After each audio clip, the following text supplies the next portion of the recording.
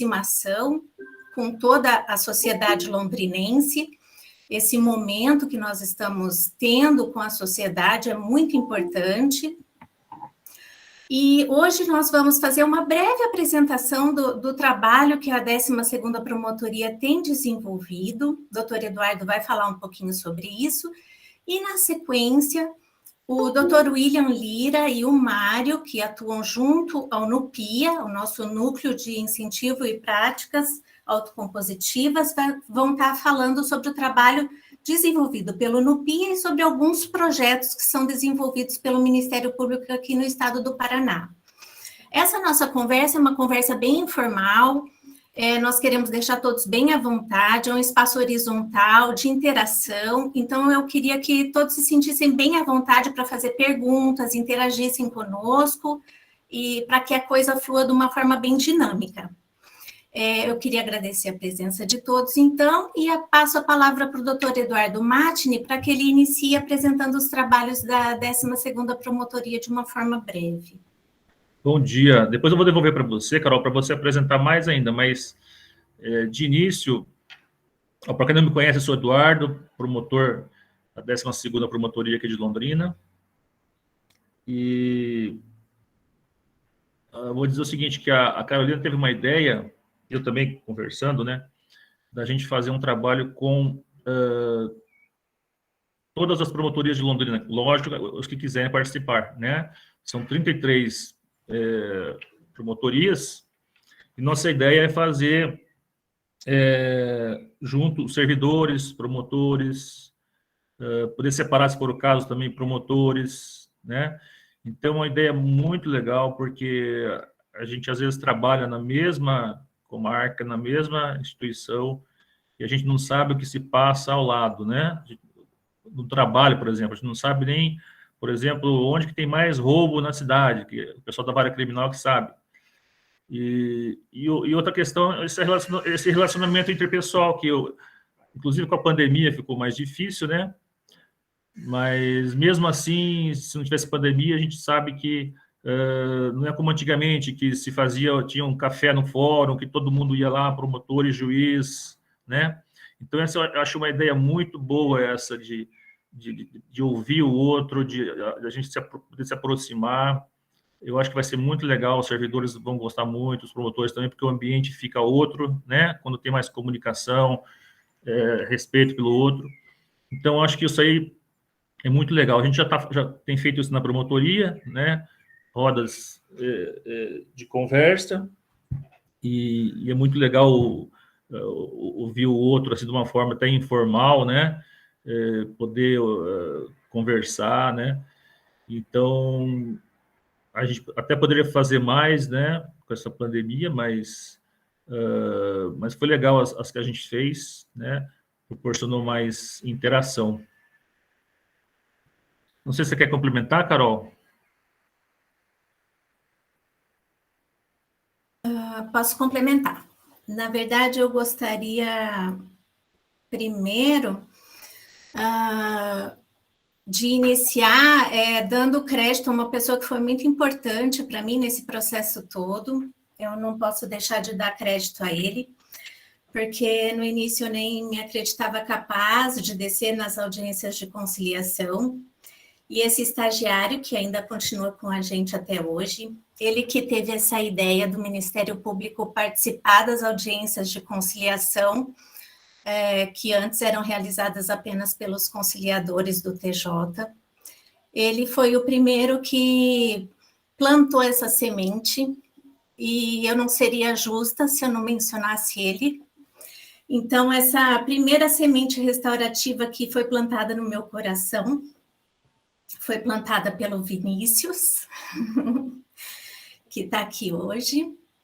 Ele que foi o primeiro a falar que acreditava que a gente deveria participar dessas audiências, porque ele via que as pessoas retornavam com grande frequência, as mesmas pessoas, com as mesmas discussões repetidamente, e que a gente participando poderia, talvez, começar a tratar os conflitos e não apenas aqueles processos como um número qualquer. No começo, eu sequer me achava capaz, gente. Eu era tão nervosa, Vinícius sabe, que eu não achava que eu tinha nem condições. Então, no começo, Vinícius que foi muito corajoso, e com o passar do tempo, eu pedi ajuda para os amigos do Nupia, que primeiro fizeram uma cartilha maravilhosa, porque eu achava que primeiro eu precisava estudar para descer lá e encarar todas aquelas pessoas que estavam em conflito. Eu não me achava capaz emocionalmente e nem tecnicamente. Então, primeiro eu pedi socorro para o Mário, que me acolheu com muito carinho. Eu tenho que, nossa, agradecer demais aos meus amigos do Nupia, porque me acolheram prontamente, me deram todo o suporte necessário, técnico e emocional também, para que eu tivesse forças para iniciar essa jornada, porque é uma jornada, você mudar a sua forma de perceber o mundo, perceber a sua forma de atuação, é uma jornada sim. Muitas vezes a gente se sente nadando contra a correnteza e nós precisamos de companheiros nessa jornada. O meu primeiro companheiro foi o Vinícius, na sequência veio os meus amigos do Nupia, e eu não posso deixar também de ressaltar o Dr. Eduardo Matini, que é um companheiro incansável nessa luta, porque você mudar um paradigma, uma forma de atuar, é uma luta incansável. Nós também tivemos muita receptividade dos conciliadores, e sem o amor e o companheirismo deles, jamais esse trabalho teria sido bem sucedido como foi. Eles são, assim, de um amor e companheirismo com o Ministério Público que eu jamais poderia deixar de ressaltar. Hoje, no juizado, a gente forma uma grande família, e isso, para mim, é de uma importância tamanha. Então, a mudança nos trabalhos que nós começamos a desenvolver nas audiências preliminares foi muito importante.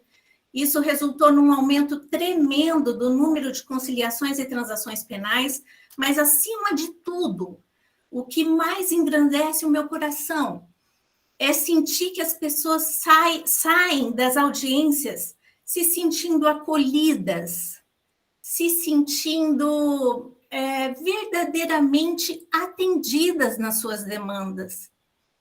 Porque a gente procura olhar a humanidade que existe em cada uma delas, ver o que está por trás daquele conflito da superfície, olhando o ser humano que existe ali, tanto da vítima quanto o ofensor. Então, essa mudança na forma de tratar os conflitos que nos apresentam ali no juizado foi muito importante para mim, e isso nos deu gás para trazer mudanças também para o nosso ambiente de trabalho, né, que são exatamente as práticas circulares com a nossa equipe de trabalho, como o doutor pontuou. E acredito que a ideia agora é expandir, como o doutor falou, realizando também com outros integrantes do Ministério Público aqui em Londrina, para a gente buscar uma maior sensação de pertencimento, uma maior integração entre todos os integrantes, uma melhoria no diálogo, porque melhorando o diálogo interno, a gente acredita que a gente melhora também o diálogo do Ministério Público com a sociedade. Acho que, a princípio, o que eu gostaria de falar da 12ª Promotoria é isso. Você quer falar mais alguma coisa, doutor? Senão já vou passar para os meninos. Não, sim. Vou falar algumas coisinhas. Eu vou pedir licença para o William, para o Antônio Marcelo, para o Mário Edson e outras pessoas que já têm grande conhecimento da justiça restaurativa, para eu lembrar algumas coisas, né, que acho que é sempre importante você esclarecer, as pessoas entenderem, né? Eu baseei muito no Howard Zer, que ele diz o seguinte, que no mundo ideal, ele diria que tem que as duas justiças trabalham juntas, a restaurativa e a tradicional. O sistema tradicional não coloca as vítimas e as suas necessidades no centro da questão. Hoje o crime é contra o Estado e a lei foca primordialmente a punição do criminoso. A primeira coisa que a justiça restaurativa faz é dar à vítima um papel muito mais importante. Para isso, o principal é entender o mal que foi causado e como repará-lo. Outra situação, tem que ressaltar que a justiça restaurativa assume a sua responsabilidade pelo crime, nela, o que eu digo, o ofensor, ele é punido pelo delito cometido e se compromete a reparar o dano imposto à vítima. As pessoas têm um preconceito de que a justiça restaurativa é sinônimo de impunidade. Muito pelo contrário, ela representa uma punição inteligente. Isso quem falou foi a juíza Catarina de Macedo, lá do Distrito Federal. E eu acho muito legal esse olhar, né, diferenciado. Até a Carol falou, eu me lembrei o seguinte, que a Carol fazia estágio na promotoria do lado, estágio não, ela é assessora, e eu falei, tem a justiça restaurativa aqui, tem um curso aqui, e eu fiz o curso de facilitador e tal, mas a Carol, assim, nos últimos anos aí, que se aprofundou mais, né, em contato com o pessoal, né, do NUPIA, né, então, achei muito legal isso aí, sabe, mas agora é muito bom esses momentos da gente se encontrar, porque a gente se renova e a gente fala, poxa, o que a gente pode fazer, né, de repente, até no dia a dia nosso, dos processos, agir diferente, eventualmente, a gente está tendo a ideia de passar na transação o dinheiro que a pessoa pagaria para projetos sociais, né, para a conta do Paraná Tribunal de Justiça. Em alguns casos, a gente está pensando em passar para a vítima, né, direto, né, esse valor, que não seria uma indenização, porque indenização seria um valor maior, mas já é algo de diferente, né? Então tem essas ideias. Então, nós vamos ouvir aí nossos amigos aí do NUPIA, né? Sejam bem-vindos. O William, que já foi promotor em Londrina, a gente tinha aí mais contato, inclusive, no dia a dia com ele, e muito legal vê-lo aí na NUPIA, bem atuante, um trabalho muito legal. Então, a gente espera que continue assim. Fique à vontade aí. Bom, então, nós vamos ter agora a fala do Dr. William e do Mário. Eu gostaria de apresentar o Dr. William Lira de Souza, é promotor de justiça do MP Paraná e atualmente é designado para o nosso Núcleo de Prática e Incentivo à Autocomposição, o NUPIA. É também mestre em Direito Processual e Cidadania. E depois nós vamos ter a fala do nosso querido Mário Fischer da Silva, bacharel e mestre em Direito pela Universidade Federal do Paraná, é professor no curso de especialização em Justiça Restaurativa e Mediação de Conflitos no Centro Universitário Santa Amélia, e instrutor e facilitador de práticas de justiça restaurativa. Eu agradeço muitíssimo por vocês terem aceitado o nosso convite, meninos, e passo agora a bola para vocês. Vai lá, doutor. Bom, primeiramente, bom dia a todas, todos. É um enorme prazer estar aqui nesse ambiente virtual. Isso me traz um pouquinho a memória do 1 ano e meio que passei em Londrina. Foi um momento muito especial da minha vida, uma cidade que eu gostei muito, criei algumas amizades, construí algumas amizades que estão perdurando até hoje, mesmo já fazendo 14 anos que eu saí daí. Tem esse carinho muito grande pela Carol, pelo Eduardo, por vários outros colegas de Londrina. Também vejo aqui pessoas muito especiais na minha vida, meus colegas de NUPIA, Antônio Marcelo, Mário, Cecília, Guilherme, a Sandra também, que ainda está conosco no NUPIA, mas também com um outro projeto pessoal, que é o CAOP da Assistência Social. Obrigado, Sandra, por mais essa presença aqui. Fazia alguns dias que eu não te via, espero que esteja bem. E todo esse pessoal de Londrina e entusiastas da justiça restaurativa, Carol Perozin, nossa, que legal poder reencontrar você. É uma pena, toda vez que isso acontece, isso me altera o humor, dando um feedback de uma outra reunião que fizemos. Fiz uma interpelação, uma reunião com o pessoal da SubADM, tá? Expondo, eu e a doutora Luciana Lineiro, vou deixar também esse registro aqui, que eu acho que é importante, porque tem vários membros, servidores do Ministério Público aqui, mas eu acho que válido para pessoas que também trabalham fora, e estamos nessa migração para um modelo de trabalho híbrido, teletrabalho, enfim, no sentido de expor a necessidade desses novos equipamentos audiovisuais para essa realidade de trabalho. Não apenas para,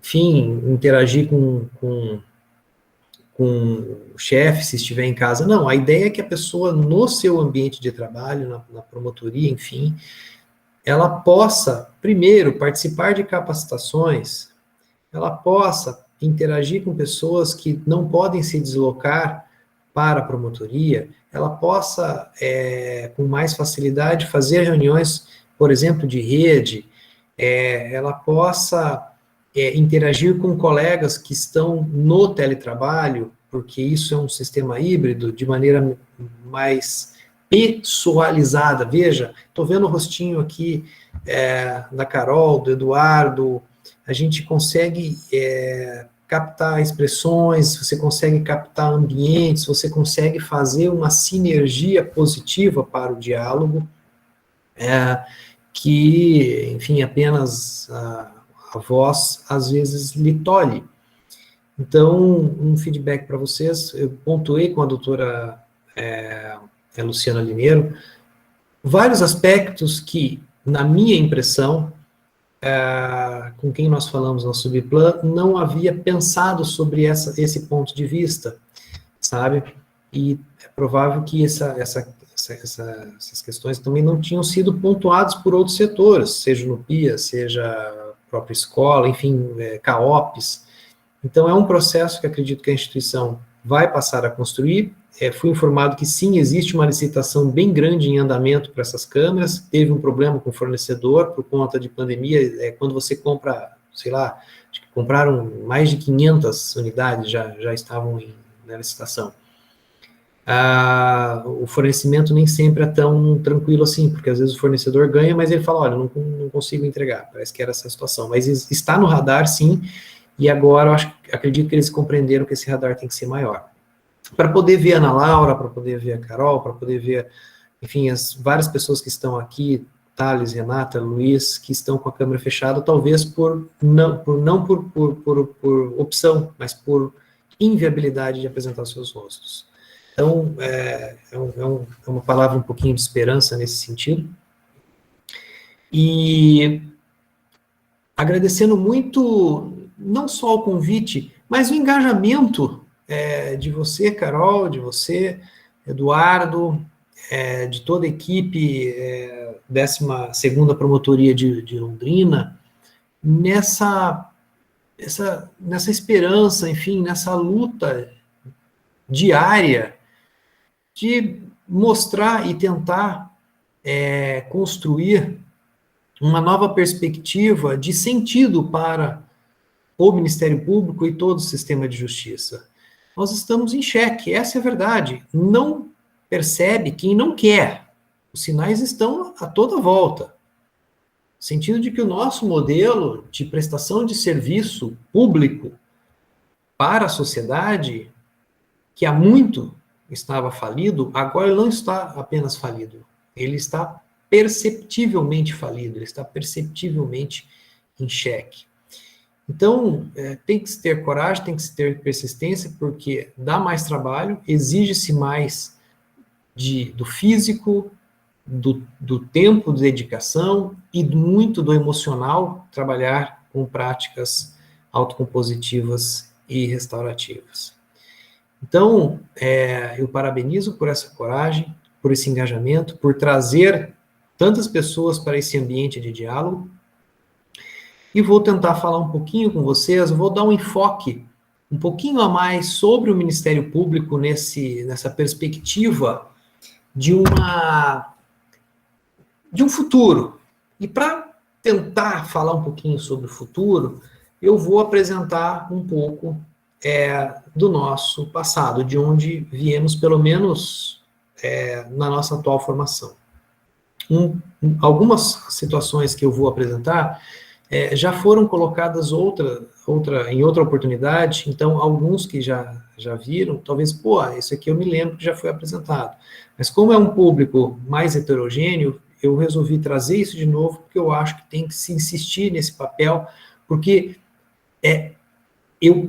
eu, falando na primeira pessoa, percebo que nem sempre se tem a noção disso. O porquê fazemos o que estamos fazendo.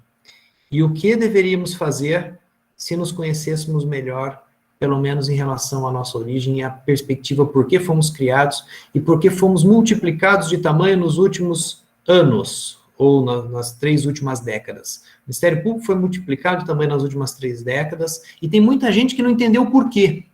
E continua atuando como aquele Ministério Público muito menor, não vou dizer pequeno, porque seria poderia ser interpretado como um juízo de valor, mas não é isso. Um Ministério Público muito menor em termos de autonomia, muito menor em termos de orçamento, número de membros, número de servidores, número de estrutura.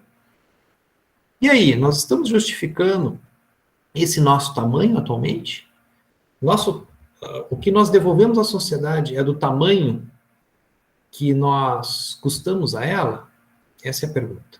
Então, eu vou começar a minha apresentação. Por favor, tenha um pouquinho de paciência com a minha inabilidade de informática. Se tiver alguma coisa, por favor, eu peço um feedback de áudio, porque eu vou ficar sem a tela, tá bom?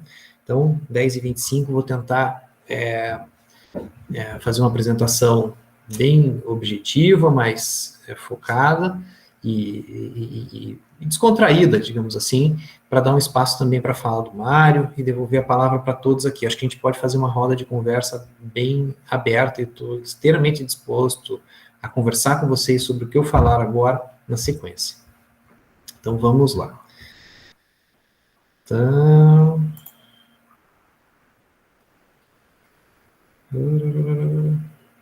eu acho que não deu certo.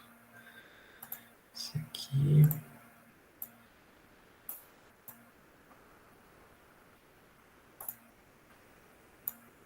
vamos ver se agora eu consigo. É uma guia.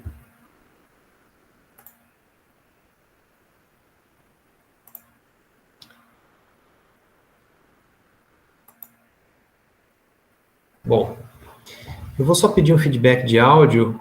Eduardo, está vendo agora a minha apresentação? Eu estou. Ótimo, então muito obrigado.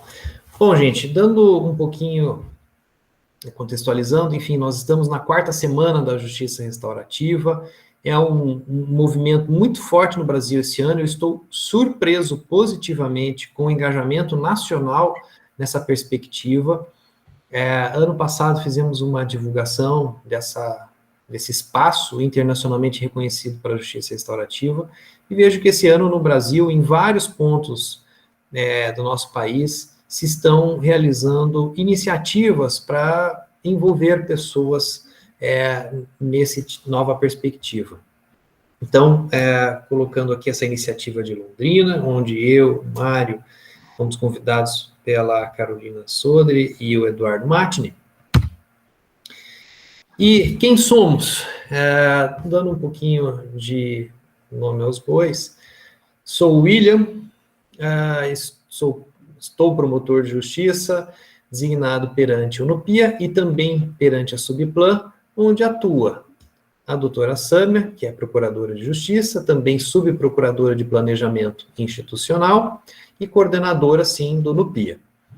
Nosso assessor jurídico é o Mário Fischer, temos o Antônio Marcelo, e a Cecília Gagé, ambos psicólogos, que nos auxiliam não apenas pela sua formação, mas principalmente pelas pessoas autocompositivas e integrativas que são.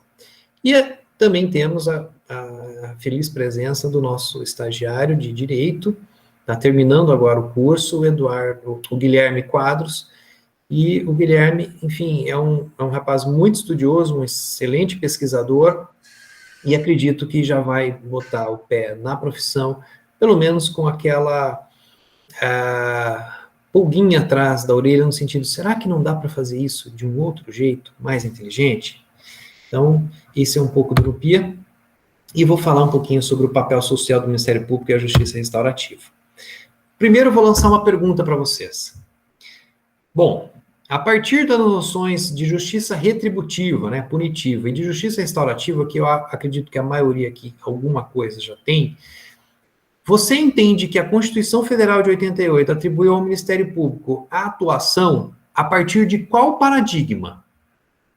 Quando nós fomos estruturados lá em 88, foi pensado que nós deveríamos atuar de uma maneira punitivista ou restaurativa? No cotidiano, na realidade, nós adotamos qual deles hoje? E mais, uma terceira indagaçãozinha. Esse estilo de atuação, ele é uniforme em todas as áreas? Nós atuamos com a mesma perspectiva punitiva ou restaurativa no meio ambiente, no criminal, na infância e juventude, na família, no patrimônio público? Será que não há um certo também descompasso na própria instituição, quase que algo meio esquizofrênico assim? Bom, essa é uma indagação que eu vou deixar para vocês irem pensando enquanto eu vou desenvolvendo a minha fala. A Constituição Federal de 88, ela foi construída numa pós-ditadura ainda, com diversos resquícios, mas foi baseada numa desconfiança e frustração com o papel provedor do Estado, ou seja, o Estado, na verdade, ele não provia as reais necessidades da nossa população. Então foi construído um novo projeto de Estado com uma ideia de inclusão social e emancipação social com um amplo rol de direitos fundamentais. Por isso, denominada Constituição Cidadã. E o Ministério Público nesse contexto? Por um privilégio, acredito, o Ministério Público foi alçado como um ente especial nesse processo de implementação cidadã.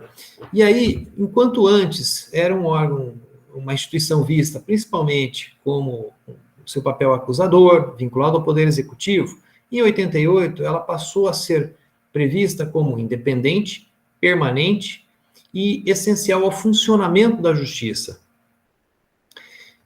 Bom, e para a democratização desses direitos fundamentais, necessários à emancipação, necessários ao provimento das necessidades da população por meio do Estado,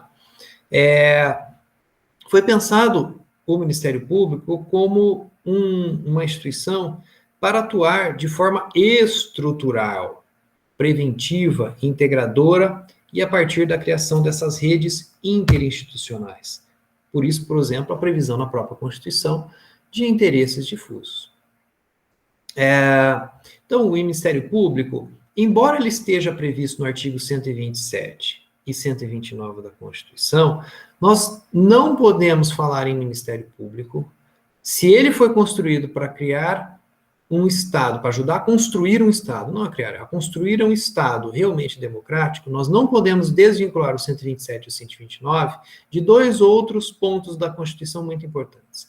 O próprio preâmbulo que diz que nós devemos buscar uma sociedade fraterna e pluralista, com harmonia social e por meio da solução pacífica de controvérsias no âmbito interno e internacional, mas âmbito interno também está lá previsto. E artigo 3º, que prevê como objetivos da república, ou seja, pertence a todos, a construção de uma sociedade livre, justa e solidária, a erradicação da pobreza e da marginalização social e a promoção do bem de todos. Então, vejam, se esses são os objetivos da República e se o Ministério Público foi desenhado no artigo 127, no artigo 129, para construir esses objetivos da República, essa é a nossa função institucional, constitucional, nós nos reinventamos em relação ao que éramos antes de 88. Essa reinvenção, hoje, ela está no mesmo nível do civil e do penal? Na minha visão, não. Nós temos uma enorme disparidade.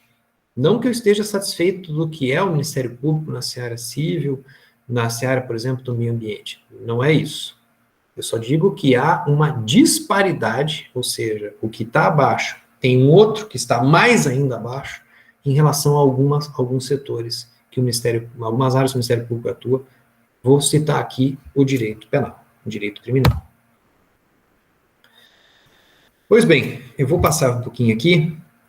E o que a justiça restaurativa tem a ver com isso? Bom, quando nós falamos em justiça restaurativa e Ministério Público, veja, se é para ser uma instituição cidadã, se o Ministério Público foi alçado como uma instituição privilegiada para implementar essa Constituição cidadã, a justiça restaurativa, ela promove, pelas suas premissas, pelas suas diretrizes, pelos seus ideais, uma aproximação da linguagem e da realidade das pessoas. É aquela questão da lente que você troca na hora de ver para além do papel. Você cria uma perspectiva dialógica, cooperativa e emancipatória da atuação. Afinal de contas, pelos ideais da justiça restaurativa, você emancipa as pessoas para que elas sejam autoras das soluções para os seus problemas, seja no âmbito individual, seja no âmbito coletivo social. A permeabilidade de diversas opções metodológicas voltadas ao fortalecimento de vínculo, ou seja, a criação de redes de apoio à transformação de conflitos, e não aquele modelo eminentemente legal prescritivo. Também ela permite uma atuação do Ministério Público que possa efetivamente combater as causas adjacentes que estão relacionadas, por exemplo, ao ato infracional, ao crime, aos conflitos de família, aos problemas de meio ambiente, aos problemas de populações tradicionais. Enfim, isso promove, com essa perspectiva de integração, e não meramente legalista, uma transformação da cultura institucional. E tudo isso, de alguma maneira, já está previsto na Resolução 118/2014 do CNMP. Bom, ok, falamos um pouco de Ministério Público Constitucional na visão de hoje. Agora eu vou passar um pouquinho para dizer onde é que surgiu o NUPIA dentro desse contexto de perspectiva de Ministério Público a partir da Constituição de 88, para o futuro, dentro do Paraná. Bom, o NUPIA não surgiu do dia para a noite, né? Preciso fazer expressar um crédito à doutora Sâmia, que, sim, ela, dentro do Ministério Público, uma entusiasta, ainda que existiam outros colegas com alguma noção sobre práticas autocompositivas e até de justiça restaurativa, mas ela sim puxou a responsabilidade e tentou movimentar peças para criar algo. Isso começou em 2014 com o projeto MP Restaurativo e a Cultura da Paz. Depois, o Comitê Permanente de Incentivo à Autocomposição, que foi um embrião para a criação dos grupos de pesquisa em métodos autocompositivos, que esse ano está excelente, um espaço ótimo de convivência e de produção científica mesmo, com temas debatidos em alto nível, e culminando, então, com a criação do NUPIA por meio da Resolução 7.105 de 2018 do Procurador-Geral de Justiça. Então, agora nós somos reconhecidos legalmente dentro do Ministério Público. Bom, o NUPIA começou a funcionar, o Mário está aqui conosco, foi o seu mão na massa desde o início do seu processo, mas chegou um momento em que ele foi mais estruturado e foi necessário criar um planejamento dele. Então, nós passamos por um processo muito profundo de reflexão ali interna, de revisão de nossos valores pessoais e institucionais. Então, criamos, a partir daí, uma proposta de diretrizes que buscassem atingir os objetivos estratégicos, não apenas da autocomposição, mas do Ministério Público em si, e principalmente do Ministério Público do Paraná. E, a partir dali, definimos algumas ações estratégicas para a implementação disso. Bom, não vou falar muito da nossa missão, visão e valores, está disponível na nossa página na internet, quem, enfim, tiver um celular pode até acessar pelo QR Code que aparece aqui no meu pano de fundo, a nossa página do Nupia, e ali tem essa parte do nosso planejamento com a nossa missão, visão e valores. Mas eu gostaria só de chamar a atenção em relação aos valores, que nós destacamos a ideia do cuidado, porque autocomposição, prática restaurativa, mexe profundamente com as pessoas e com as estruturas sociais e institucionais.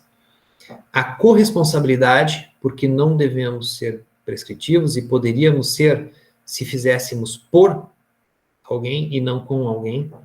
Isso implica também na colaboração, porque alguém precisa de algum apoio para começar.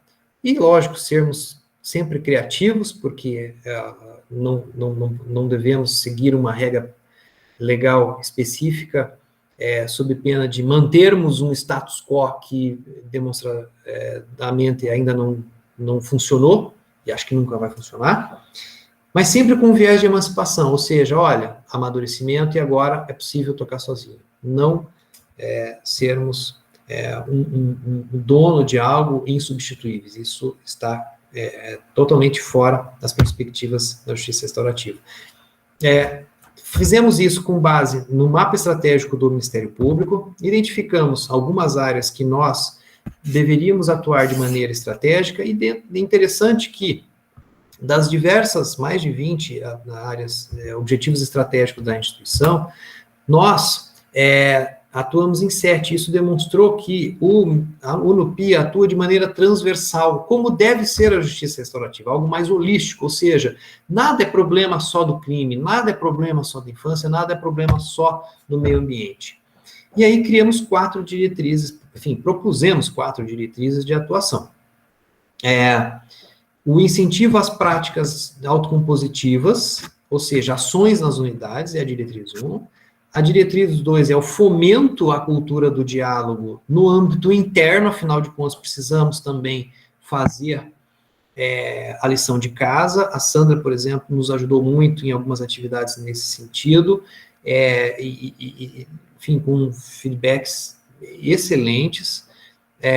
A diretriz 3, a formação continuada ao fomento da autocomposição, como, por exemplo, a formação de facilitadores de círculos. A Carol está aqui, participou de um curso comigo também lá em 2019, e outros, a Ana fez também conosco, enfim, Carol, a outra Carol, enfim, temos várias pessoas aqui que fizeram isso. Agradeço aqui pessoalmente ao Mário e ao Marcelo por se disporem a fazer essa formação continuada.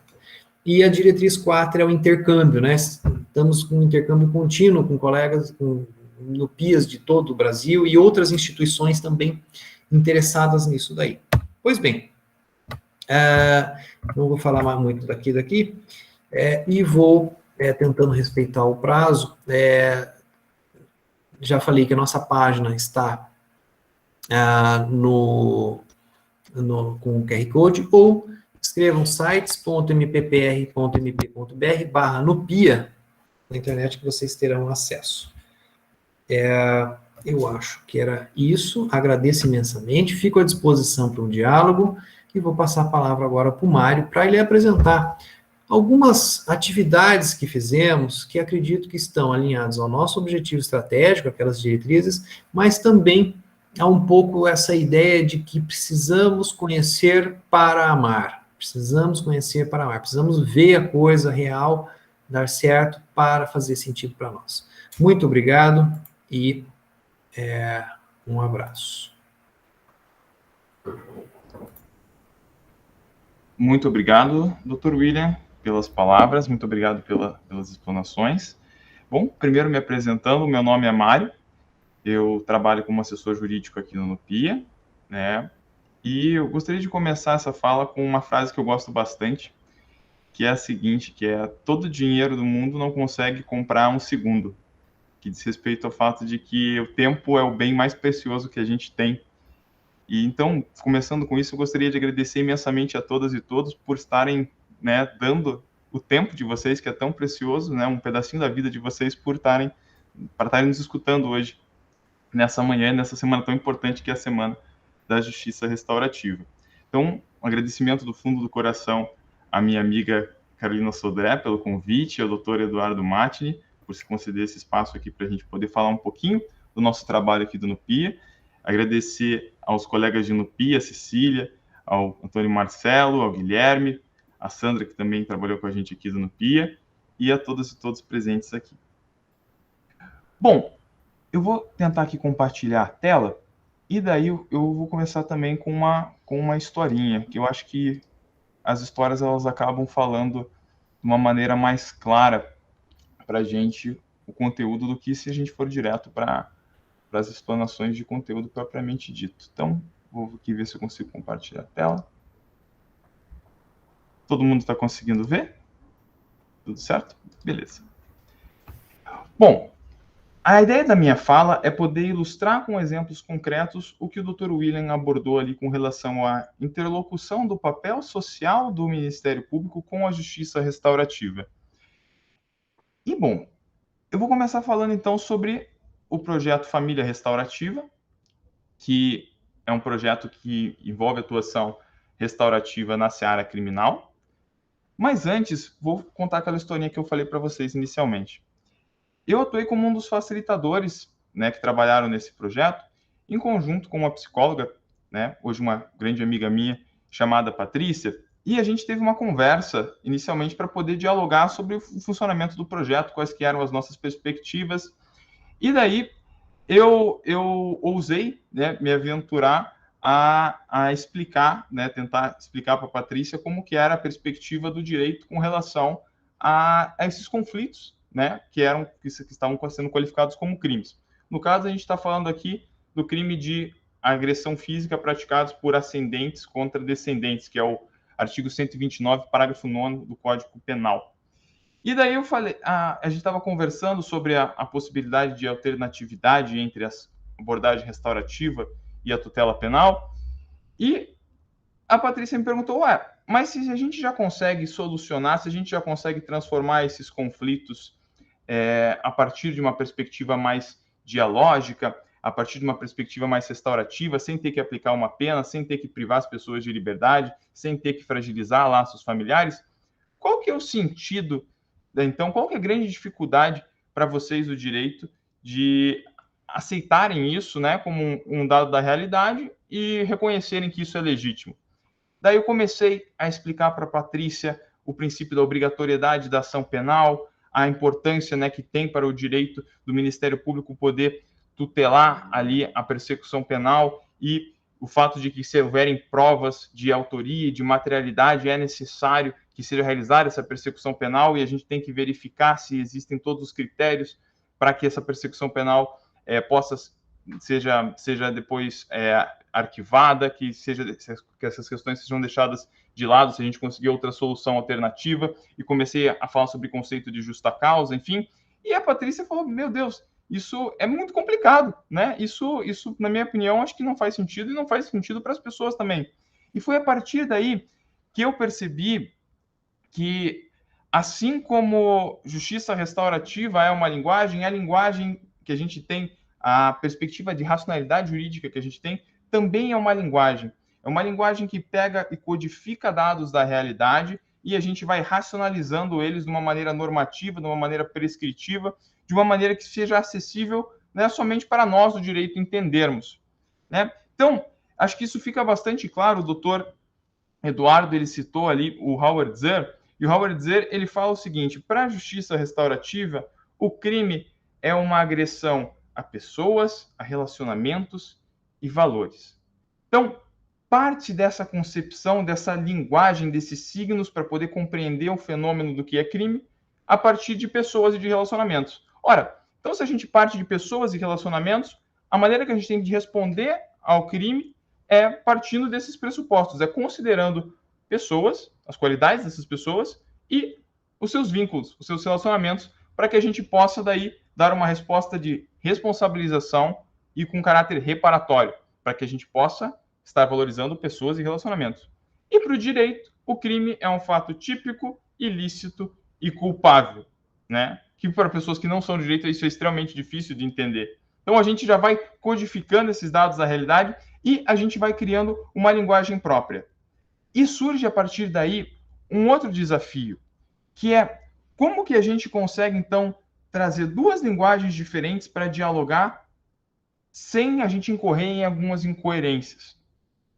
E então surge para a gente o desafio de, quando a gente está falando de justiça criminal restaurativa, né, de justiça restaurativa que parte desses pressupostos relacionais, e da justiça criminal que tem esse caráter normativo, que tem esse caráter punitivo, né, que é regida pelo que a gente chama de, pelo que o Álvaro Pires chama de racionalidade penal, que vincula a punição como sendo, digamos assim, o meio por excelência de responsabilização, enquanto a gente tem na justiça restaurativa a reparação, a retratação, né, meios mais construtivos, uma variedade muito rica de outros meios de se responder aos conflitos humanos, né? Como que a gente consegue fazer com que isso dialogue? Então, é bastante importante que, ao trabalhar com justiça restaurativa na parte criminal, a gente possa criar essa interlocução entre a linguagem jurídica, entre a linguagem da justiça restaurativa, e, a partir disso, ler o ordenamento jurídico, né, com lentes restaurativas.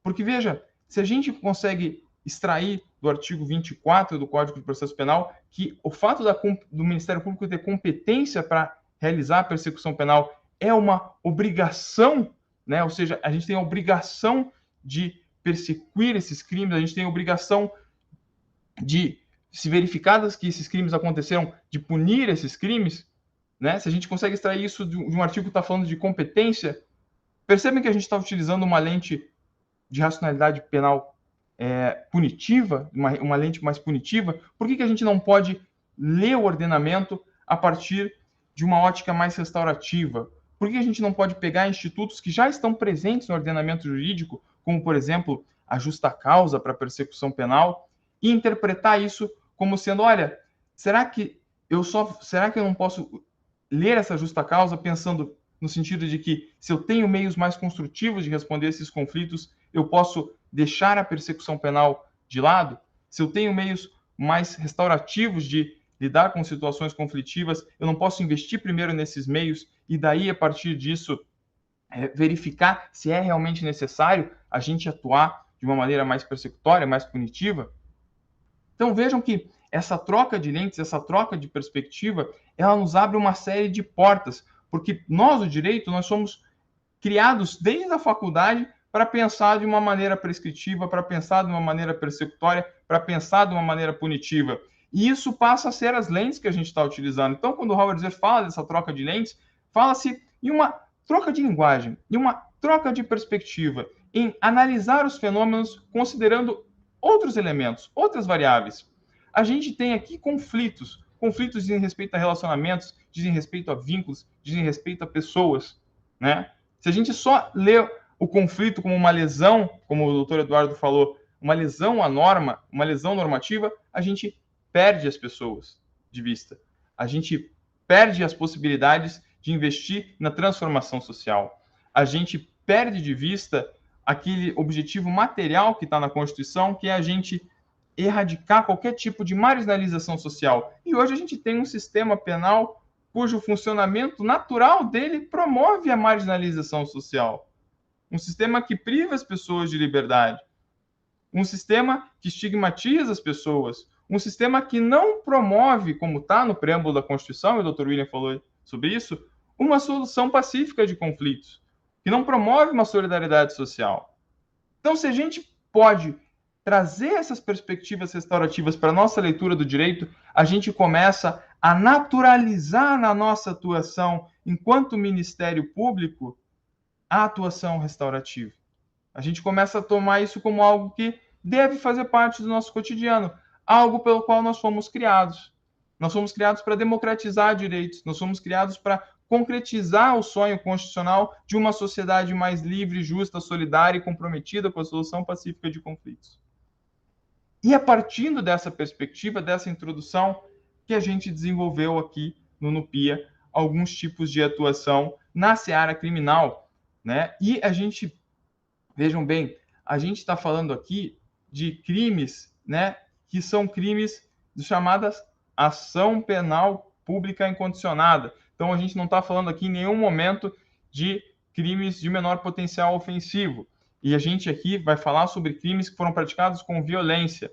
E a gente conseguiu trabalhar numa perspectiva restaurativa, dialogando com os operadores do direito, dialogando com operadores de outras áreas, como, por exemplo, da psicologia, a partir da construção de uma linguagem comum, né, por meio dos pressupostos da justiça restaurativa. Então, falando especificamente aqui sobre o projeto Família Restaurativa, esse projeto, ele foi criado quando uma promotora de justiça, que é a doutora Tarsila Santos Teixeira, percebeu que na promotoria dela, aqueles casos em que os pais praticavam agressões no ambiente doméstico contra crianças e adolescentes sob o fundamento de educar, ou seja, usar da violência para reprovar comportamentos que foram praticados por essas crianças e adolescentes, ela percebeu que a grande maioria desses pais observaram o mesmo padrão de conduta, observaram o mesmo padrão, né, dos seus pais quando eles foram educados enquanto crianças. Então, já houve um aculturamento de que isso era algo natural na maneira de se educar na contemporaneidade. Então, acho que aqui a tela está um pouquinho pequena. Eu vou tentar passar para o outro lado aqui para vocês poderem ver um pouquinho melhor. Só um pouquinho. Aqui. Desculpe aqui pelo problema técnico. Vamos ver se fica melhor assim. Agora ficou melhor, né? Sim, tá ótimo, Mário. Tá melhor. Obrigado. Então, vamos lá. Ao perceber que isso era um padrão intergeracional, né? Uma transmissão de um padrão intergeracional de conduta, e ao perceber que esses pais, esses adultos, não estavam reconhecendo que seus atos eram reprováveis, justamente porque isso estava bastante sedimentado na mentalidade deles, né? E além disso, a promotora percebeu que as crianças, as crianças ou adolescentes, no final das contas, eram ainda culpabilizados pela família, pelo fato dos seus pais estarem, digamos assim, tendo que comparecer ao sistema de justiça, né? Ou seja, os adultos não compreendiam porque eles tinham que comparecer ao sistema de justiça, porque afinal de contas eles só estavam, na perspectiva deles, educando seus filhos. A promotora pensou, poxa, será que não tem outro jeito da gente abordar esse tipo de situação? Porque, veja, a gente não está conseguindo reprovar esse tipo de comportamento, o melhor interesse da criança e do adolescente não está sendo preservado, no final das contas eles estão acabando sendo revitimizados pelas suas famílias, e a gente não está podendo romper com esse ciclo de violência intergeracional que está acontecendo. Então, será que a gente não pode buscar um outro jeito de atuar nessas situações? E foi aí que a promotora foi conversar com a doutora Sâmia, e juntas elas tiveram a ideia de trabalhar esses casos a partir de uma perspectiva restaurativa. E então, o NUPIA, em conjunto com o setor de psicologia do Núcleo de Apoio Técnico Especializado do Ministério Público, né, e também com a Promotoria de Justiça, desenvolveu o projeto Família Restaurativa, que era trazer a abordagem restaurativa para esses casos de uma maneira em que os adultos tivessem espaços reflexivos para poder pensar sobre as suas atitudes com relação ao uso da violência, para poder desnaturalizar esse uso da violência como uma forma legítima de lidar com conflitos no ambiente doméstico, e para que as crianças e adolescentes tivessem um espaço de fala, né, qualificada, pudessem participar da construção da resposta àquele conflito que lhes dizia respeito, e também poder perceber que aquele tipo de ato não era admissível, para que esse padrão não fosse repetido nas gerações futuras. Além disso, era um espaço também para que as famílias pudessem se reunir e, digamos assim, bolar planos de convivência, pensar em outros tipos de dinâmica que favorecessem relacionamentos mais saudáveis no ambiente familiar. Então vejam que aqui a gente tem uma atuação do Ministério Público de caráter transformativo, uma atuação focada em tentar enriquecer a vida dessas pessoas com referenciais que promovam relacionamentos mais saudáveis, né? E priorizar isso sob uma tutela interventiva, sob uma tutela punitiva. Então, de maneira bastante panorâmica, esse projeto ele foi dividido nas seguintes etapas. A gente está falando aqui de uma etapa pré-processual, tá? A gente está falando aqui de uma etapa de inquéritos policiais. Foram enviados 60 inquéritos para triagem ali no NUPIA. A gente fez a triagem considerando o objeto do projeto, que eram, como eu falei, casos de atos violentos, de lesões médias ou leves praticadas por adultos contra crianças no ambiente doméstico e sob pretexto correcional, sob pretexto disciplinar, né, que estão abarcados pelo artigo 129, parágrafo 9º, e a gente fez essa triagem desses casos. Ali saíram, salvo engano, uns 3, 4 casos que eram de outro tipo de crime, né? E depois a gente fez a etapa dos convites, ou seja, que eram os convites telefônicos. Desses 60 casos, a gente que passaram daí para a etapa dos pré-círculos, que são os encontros prévios que a gente faz para poder dialogar com as pessoas, explicando o projeto, poder escutar a contextualização delas sobre o conflito e daí verificar se elas têm interesse em aderir ao projeto. Desses 60 casos, na etapa dos convites, se tornaram 24 que foram daí convidados para o pré-círculo.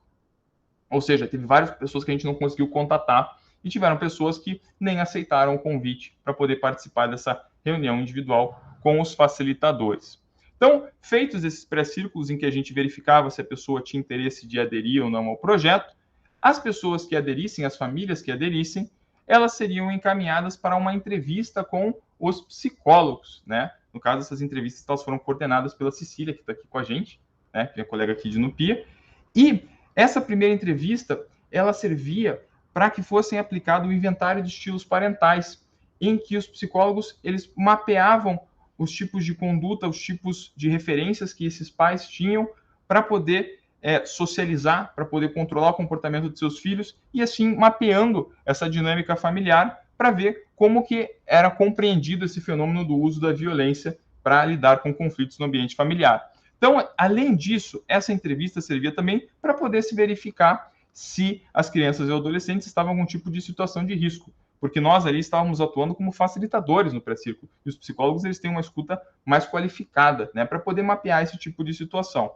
Então, isso foi feito também como um cuidado adicional com relação às crianças e adolescentes, né, para que a gente pudesse verificar se tinham condições de participar do projeto, e também para poder fazer um comparativo entre o antes e o depois do projeto. Por isso que vocês estão vendo aqui que, ao final desse fluxo, tem uma segunda entrevista com os psicólogos.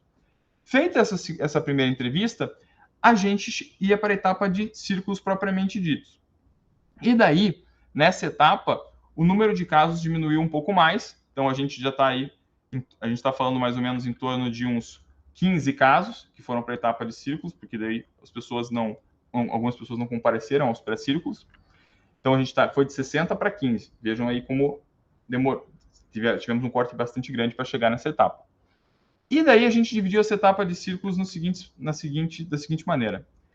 A primeira relacionada aos adultos, em que os adultos, né, que realizaram esses encontros pré-círculos individuais conosco, participavam de círculos de diálogo entre si, então de 2 círculos. O primeiro para reflexão sobre como era o relacionamento deles com os pais deles, como que eles eram quando eram crianças ou adolescentes, para que a gente pudesse fazer esse exercício de empatia dos adultos com relação às condutas das crianças, né? E ao mesmo tempo quebrar essa perspectiva adultocêntrica que vê a criança ou adolescente como meramente um vir a ser adulto. E o segundo círculo com eles a gente trabalhou comunicação não violenta, em que a gente mesclou uma palestra, uma exposição sobre comunicação não violenta para dar esse subsídio para eles dialogarem, e depois a gente fez um círculo relacionado à comunicação não violenta. Qual que era a perspectiva disso? Era munir essas famílias de um ferramental para poder lidar de uma maneira mais saudável com seus conflitos. E com as crianças e adolescentes, a gente fez um círculo para que eles pudessem refletir sobre o relacionamento que eles tinham com os adultos, né, e sobre formas saudáveis de lidar com os conflitos no cotidiano. Ao final, foi feito um círculo restaurativo, né, um encontro dessas crianças e adolescentes com os adultos, e eles celebraram um plano de convivência, né, que teria um período ali de 3 meses para ser testado, e passando esse período de 3 meses, era realizada a segunda entrevista com os psicólogos, no qual era aplicado novamente esse instrumento do inventário de estilos parentais, e também era verificado o cumprimento desse acordo aí, desse plano de convivência. Havendo o cumprimento, o caso, né, era encaminhado para a promotora, e a promotora fazia uma análise de se fazia-se necessária ou não a tutela penal naquela situação concreta. Então, o que aconteceu? De todos os casos que chegaram ao final do projeto, aqui a gente tem especificamente os casos que seguiram esse fluxo, porque tiveram alguns casos que as famílias quiseram que fosse abordado individualmente a situação delas. De todos os casos, então, que chegaram ao final, utilizando esse fluxo, foram 9 casos, foram 7 casos, perdão, foram 7 casos. A promotora de justiça verificou que os relacionamentos entre pais e filhos já estavam pacificados, que as dinâmicas familiares já estavam sendo realizadas de uma maneira mais saudável, até porque muitos desses casos transcorreu-se um tempo bastante grande entre a prática da agressão e a participação no projeto, então as famílias também já tinham tido várias alterações nas suas dinâmicas, e daí a promotora de justiça utilizou o seguinte fundamento para poder arquivar essas ações. Não há justa causa para a persecução penal nesses casos, então a gente reinterpretou com lentes restaurativas o elemento da justa causa como condição de persecução penal, a partir do princípio do uso do direito penal como último recurso, né, como última ratio.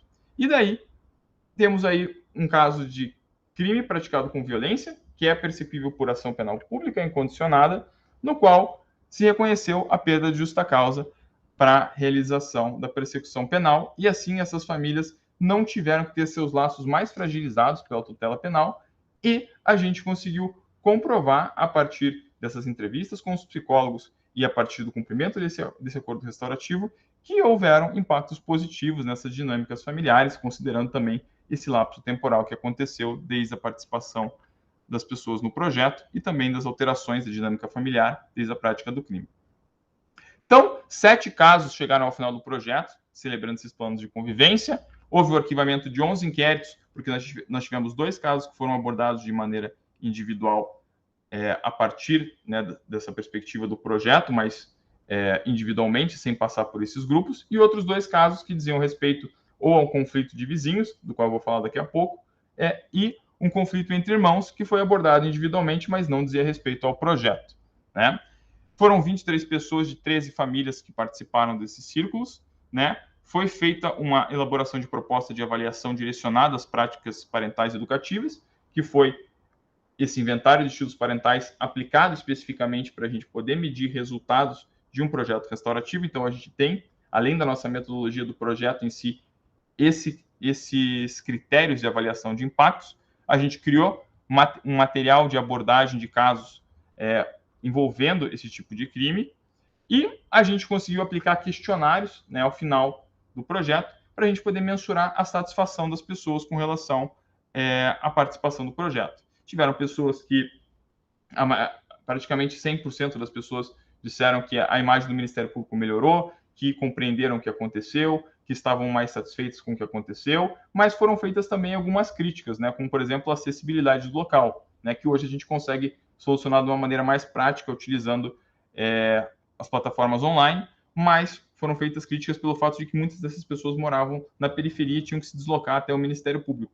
Então, a partir desses questionários, a gente sempre consegue mensurar formas de como que a gente vai aprimorando e lidando com os problemas que vão surgindo ao longo do projeto.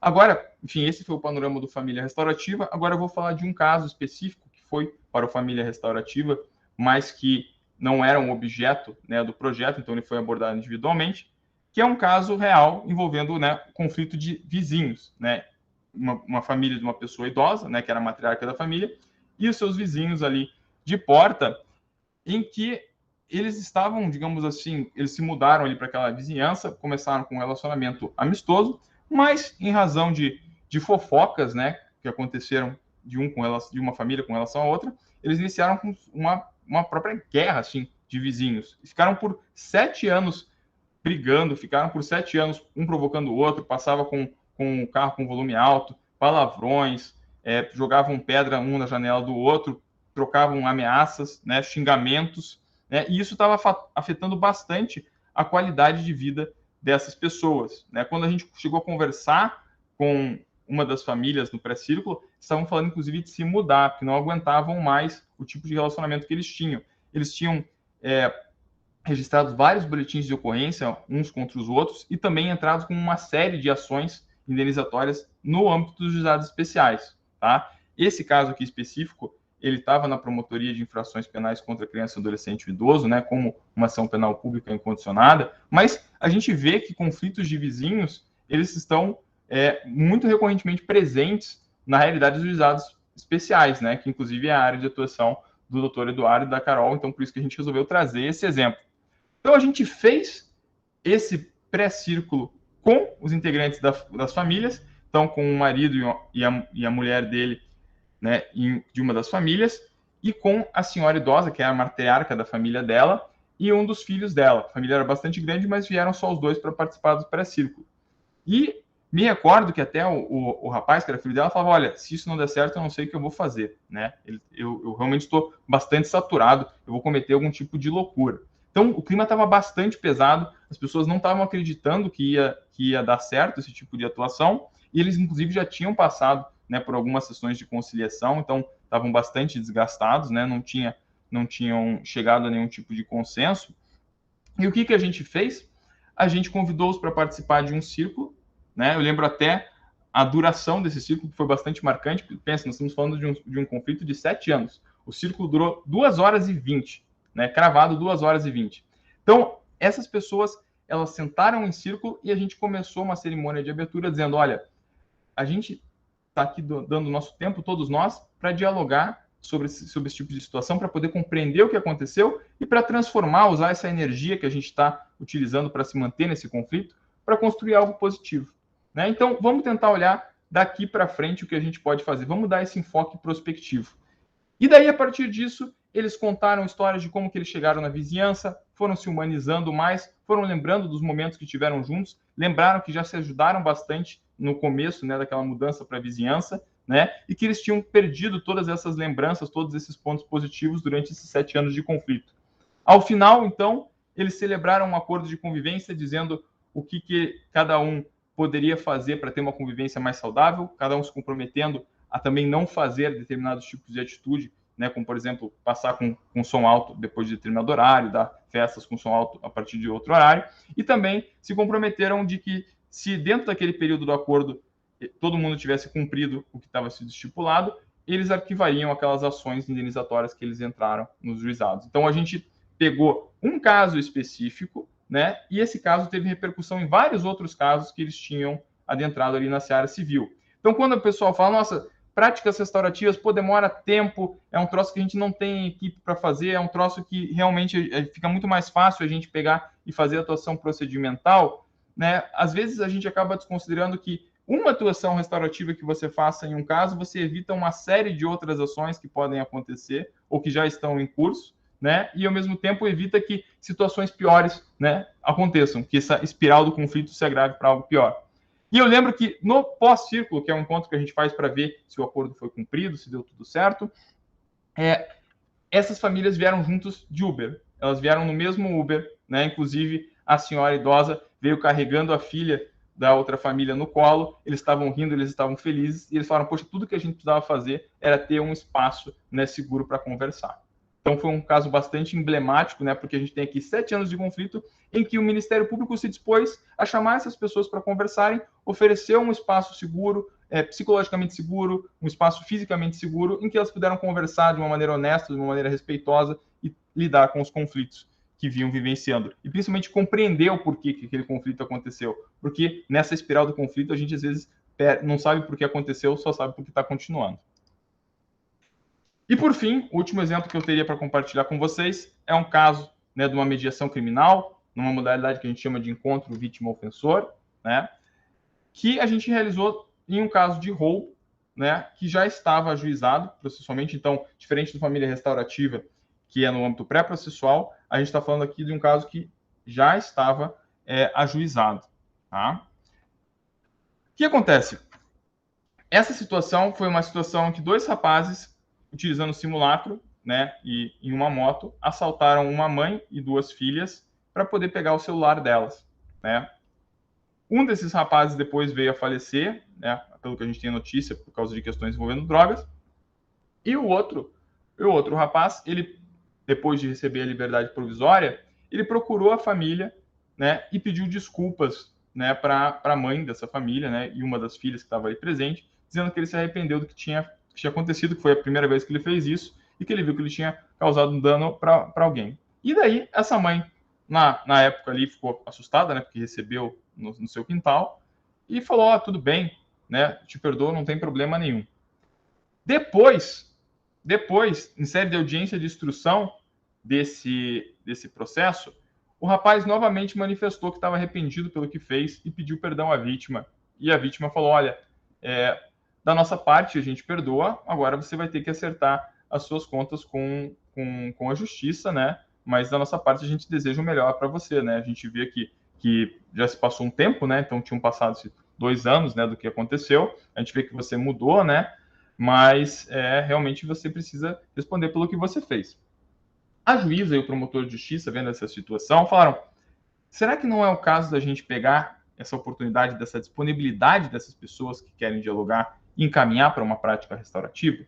E então, a gente foi chamado para ter uma reunião com o promotor de justiça, responsável pelo caso, que é o Dr. Jackson Zilli, né, em dezembro de 2019, e ali a gente começou a dialogar sobre as possibilidades de atuação restaurativa nesse caso.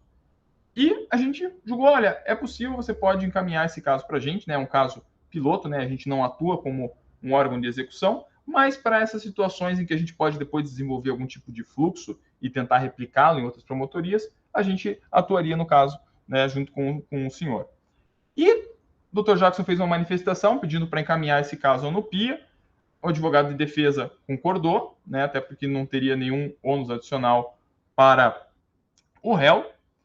E esse caso foi encaminhado para a gente e, novamente, a gente passa para as etapas ali padrões de uma prática autocompositiva, que são o convite e a pré-autocomposição. A gente realizou os convites, primeiro para o autor da ofensa, para evitar qualquer tipo de revitimização, caso a gente convidasse a vítima antes e depois ele dissesse que não queria participar e isso gerasse uma frustração na vítima. Então, a gente primeiro focou no autor da ofensa. E o autor da ofensa pegou e disse, olha, eu topo participar. Ele contou toda a história dele, dizendo que agora já tinha emprego, estava atuando ali, gerenciando um estabelecimento de alimentos, e que estaria disposto a participar, ele, né, sozinho, sem nenhum apoiador dessa prática restaurativa. Em seguida, nós entramos em contato com a mãe e as filhas, né, estávamos eu e a Cecília também, que está aqui com a gente, atuando como facilitadores do caso, nessa etapa. E a Cecília percebeu, ao conversar com uma das meninas, que ela estava com sintomas de estresse pós-traumático. E o que a gente fez? A gente aproveitou essa oportunidade para fazer um encaminhamento. Então, as práticas restaurativas, né, por si só, elas têm um caráter transformativo? Tem. Mas, quando a gente atua em interlocução com outras áreas, com atendimento psicossocial, a gente pode ter uma perspectiva de transformação, né, e de potencializar direitos fundamentais dessas pessoas muito maior. Então, a gente encaminhou essa moça, no caso, ela já estava com mais de 18 anos, para um atendimento no núcleo de psicologia de uma universidade, para que ela pudesse conversar sobre o que aconteceu, pudesse fazer algum tipo de atendimento ali psicológico, para que pudesse superar esse quadro de estresse pós-traumático. Mas, em seguida disso, dessa etapa, veio a pandemia, em abril de 2020. Nós tivemos que nos reinventar, porque a gente tinha pensado toda a atuação nesse caso a partir da ótica presencial. Com isso, a gente começou a criar, aí junto com o Marcelo, que está aqui com a gente, né? O Marcelo atuou como nosso psicólogo de atuação de suporte, né, para a dupla de facilitadores, que fomos eu e a Cecília. A gente criou uma estratégia online de como abordar esse caso, a partir da metodologia do encontro vítima-ofensor, né, que também é antigamente chamada de mediação vítima-ofensor. A gente não utilizou a metodologia do círculo porque a metodologia do encontro vítima-ofensor ela é mais dinâmica. A centralização, a gestão da palavra, ela não é tão ritualizada e, digamos assim, compartilhada como o círculo. Ela é centrada mais no mediador. E como a gente tinha ali uma pessoa que estava bastante mobilizada, que era uma das vítimas, a gente poderia fazer intervenções no fluxo da fala, a gente poderia gerenciar esse fluxo da fala melhor e a gente trabalharia com perguntas que tocassem apenas o essencial, né? Os impactos e quais eram as perspectivas de reparação do dano, os esclarecimentos, sem adentrar em questões relacionais muito profundas, como a gente acaba fazendo em alguns casos no círculo. Então, pelo círculo ter esse potencial mobilizador emocional maior, né, e na mediação, no encontro vítima-ofensor, a gente poder ter uma centralização maior da gestão da palavra nos mediadores, nós entendemos que era uma metodologia mais segura de ser utilizada nesse caso, até porque o design dessa metodologia é para lidar justamente com crimes patrimoniais. Tá? Então, a gente utilizou uma outra metodologia. Então, vejam que justiça restaurativa não é só círculo. Né? A gente tem um grande rol de metodologias. Você tem conferência de grupo familiar, você pode trabalhar com painéis restaurativos, pode trabalhar com conferência vítima-ofensor, encontro vítima-ofensor, círculos. A gente acaba, muitas vezes, confundindo a justiça restaurativa com os círculos por causa da grande popularização dos círculos. Mas aqui a gente tem a justiça restaurativa como paradigma e os círculos como uma das práticas restaurativas. Lembrando que os círculos também têm várias outras utilidades, além de ser utilizado como prática restaurativa. Bom, feita essa estratégia online, a gente fez uma nova conversa online com cada um dos integrantes, né, com o réu e com as vítimas. Eles validaram, né, novamente o seu interesse de participar e, enfim, foi realizada, né, o que a gente chamou de mediação criminal. A gente não quis usar o termo vítima-ofensor para não estigmatizar ali ninguém, então a gente acabou aqui selecionando o termo mediação criminal.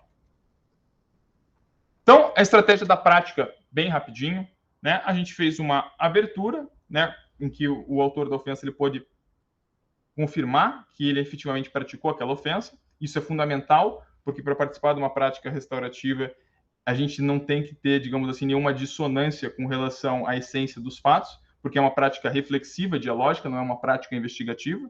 Ele validou, falei, não, de fato, eu fiz isso, né? Isso não implica num reconhecimento de culpa processual, mas é imprescindível para a realização da prática em si.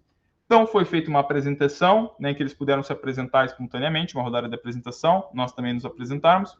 A gente trabalhou com diretrizes de interação para já criar referências, né, e expectativas de conduta respeitosas dentro dessa mediação, tá, desse encontro. Então, por isso que a gente fez essa etapa.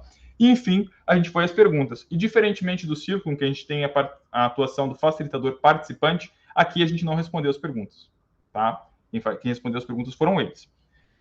As primeiras perguntas disseram respeito à explicação dos motivos do roubo, então a prestar esclarecimentos para a vítima, que é algo fundamental nas práticas restaurativas. Em seguida, as vítimas tiveram a oportunidade de dizer quais foram os impactos do crime nas suas vidas, né?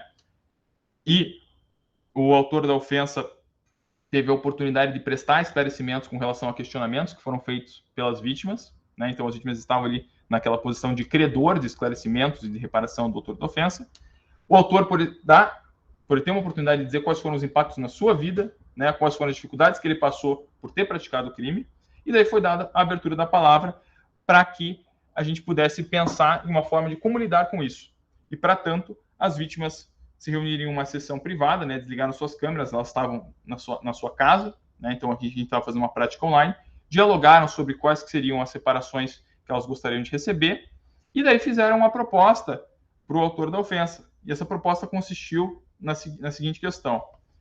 Durante 3 meses, 2 vezes por mês, esse autor da ofensa, que se tornou o dono de um estabelecimento de alimentos, levaria comida para a casa dessas vítimas, né, 2 vezes por mês durante 3 meses, que ele mesmo preparara para servir, né, o almoço ou jantar daquelas vítimas.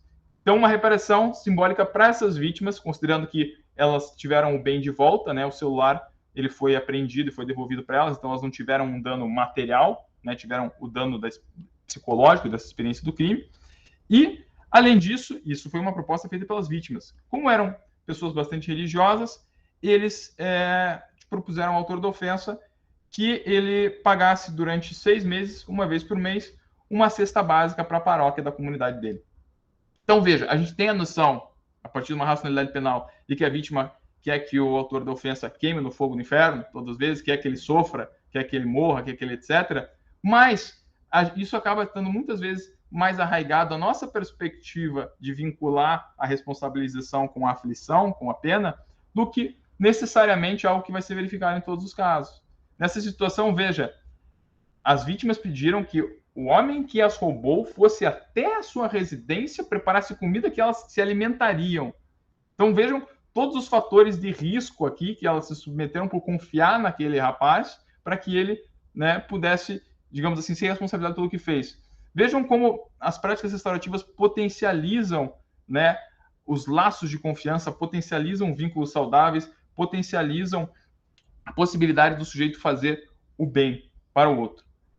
E agora, basicamente, a gente está numa fase em que esse autor vai ter que comprovar a realização do cumprimento desse acordo, para que a juíza possa verificar quais vão ser os impactos jurídicos disso. Se vai ser uma perda superveniente de justa causa, se vai ser uma redução na dosimetria da pena, se vai ser uma absolvição. A gente não pactuou isso, né, com a juíza, até porque ela tem essa liberalidade, né, essa independência, mas foi reconhecido de que algo positivo teria que ser reconhecido, algo, digamos assim, em termos de frear essa punição, teria que ser reconhecido no âmbito do processo, havendo o cumprimento do acordo. Então, veja que aqui a gente tem, na atuação restaurativa, uma parceria, uma integração entre o Ministério Público, Poder Judiciário e advogado de defesa, né, para atuar em prol de transformar aquele conflito. A gente não está mais atuando numa lógica procedimental adversarial, a gente está atuando numa lógica cooperativa de promoção da paz social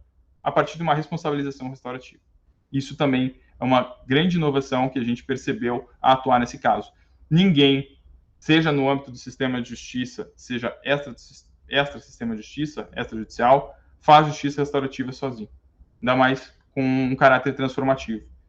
E, para potencializar ainda mais esse caráter transformativo, é sempre fundamental a gente poder contar com o apoio da rede de proteção, com universidades, com ONGs, para que possam ser feitos encaminhamentos para também reduzir as condições de vulnerabilidade social dessas pessoas. Então, a justiça restaurativa nos dá essa perspectiva de poder olhar para o ser humano, para a complexidade das situações e poder lidar com elas da maneira mais construtiva possível, enquanto se a gente apenas se retiver, e eu não estou dizendo aqui que tem que acabar direito penal, tem que acabar direito criminal, mas o que eu estou dizendo é que se a gente só focar na lente da tutela punitiva, a gente fecha os olhos para as pessoas, a gente fecha os olhos para os problemas reais e a gente lava as mãos simplesmente realizando um parecer ou enviando alguém para sofrer algum tipo de censura aflitiva. Quando a gente pode trabalhar muito mais as bases, a gente pode trabalhar muito mais os relacionamentos para poder dar condições para essas pessoas se reinserirem na sociedade de uma maneira que tenham seus direitos preservados. Eu agradeço, né, consegui aqui terminar a fala com 5 minutos de antecedência e devolvo a palavra para a Carol. Obrigada, Mário. Todas as vezes que eu vejo essas apresentações, a minha mente começa a se encher de ideias. Já comecei a pensar na Marian, em todos os casos que a Marian deve ter lá na promotoria do idoso, 1000 conflitos familiares. Pensei na Carol, Perozinho, enfim. Achei muito boa a apresentação e a gente fica sempre cheio de ânimo, né? Eu queria abrir para perguntas. Quem quiser fazer alguma pergunta, fiquem à vontade. Aí a Mária já está se manifestando. Assim, eu acho que eu vou abrir, gente, se me permitem. Mário, eu acho assim, sempre Mário e doutor William também. A doutor Martin também já levantou. Já passo, doutor. Assim, a gente envereda para essa mudança de paradigma, pelo menos comigo foi assim, a partir de uma inquietação, né? A gente está lá trabalhando e percebe que só está enxugando gelo, não está resolvendo coisa nenhuma, né? E começa a perceber que o trabalho não gera uma efetividade, um resultado efetivo, e começa a refletir como poderia agir de um modo melhor, de um modo a trazer mais resultados para a sociedade. E aí, então, começa a partir dessa reflexão a encontrar possíveis soluções dentro do paradigma restaurativo. E aí, na verdade, quando a gente inicia os trabalhos nessa seara, a gente se defronta com as dificuldades estruturais que nós temos aqui dentro da instituição, né? E aí você estava falando, por exemplo, dentro do Família Restaurativa, você contou com o apoio de psicólogos, ou mesmo dentro da mediação vítima-ofensor, também teve o auxílio muito forte, né, dos amigos psicólogos. E aí eu fico pensando, por exemplo, se a gente fosse viabilizar algo aqui em Londrina, por exemplo, nós não temos um psicólogo do MP.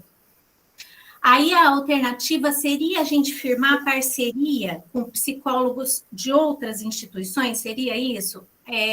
Tipo, nos unir à rede, é isso? Para a execução do projeto aqui em Londrina?